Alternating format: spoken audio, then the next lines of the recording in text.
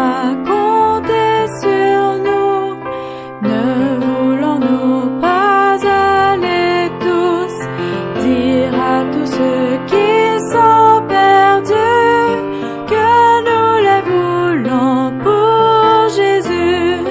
Cherchons-les,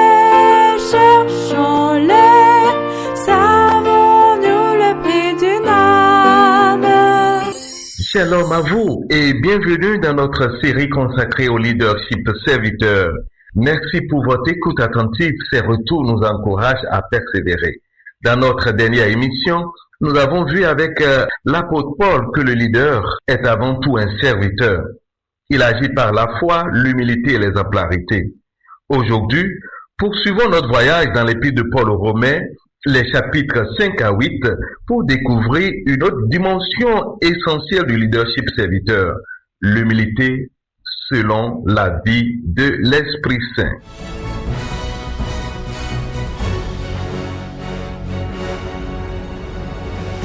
En fait, diriger n'est pas seulement une question de compétence ou de stratégie. C'est aussi une affaire de cœur et de posture intérieure. Comment rester humble, patient et attentif aux autres quand on occupe une position de leadership?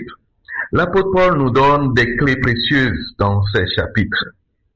En Romains 5:8, l'apôtre Paul écrit, citation, « Mais Dieu prouve son amour envers nous en ce que lorsque nous étions encore pécheurs, Christ est mort pour nous. » Le leadership serviteur commence par la reconnaissance de notre fragilité. Un vrai leader ne s'impose pas comme un héros parfait, mais comme quelqu'un qui reconnaît ses limites et s'appuie sur une force supérieure, la force divine. Cette conscience rend le leader accessible et proche de ceux qu'il conduit. Toujours dans le chapitre 5, l'apôtre Paul ajoute, citation, « L'affliction produit la persévérance la victoire dans l'épreuve et la victoire dans l'épreuve l'espérance. » Romains 5, versets 3 à 5. Désolé pour notre thème vocal de ce jour, ce n'est qu'un état passager. Voilà une autre qualité du leader serviteur, la patience et l'endurance. Les difficultés ne sont pas des obstacles à éviter, mais des occasions de grandir, d'apprendre et d'inspirer les autres par la persévérance. Dans Romains 8, les versets 14 à 17, l'apôtre Paul affirme à nouveau, « Tous ceux qui sont conduits par l'Esprit de Dieu sont fils de Dieu. Et si nous sommes enfants, nous sommes aussi héritiers de Dieu et co-héritiers de Jésus-Christ, pour paraphraser tout cet ensemble. » Le leadership serviteur s'exprime ici par la solidarité et l'empathie. Chaque membre de l'équipe a une dignité et une valeur égale.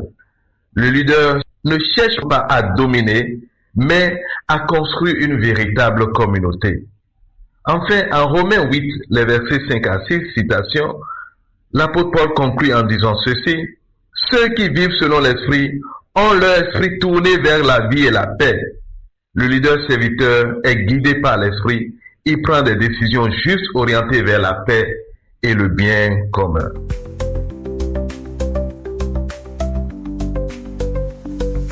Alors pour nous aujourd'hui, ces enseignements sont très concrets.